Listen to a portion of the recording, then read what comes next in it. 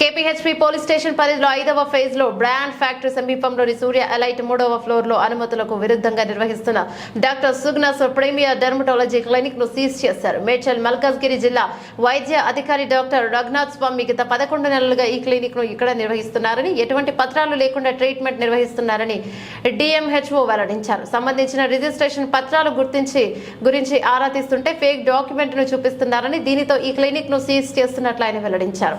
వీరి నుంచి తమకు ఎటువంటి అప్లికేషన్ రాలేదని, వాటిని పూర్తిగా వెరిఫై చేసిన తర్వాతే సీజ్ చేయడం జరిగిందని ఆయన తెలిపారు. నిబంధనలకు అనుగుణంగా వీరిపైన చర్యలు చేపడతామని వెల్లడించారు.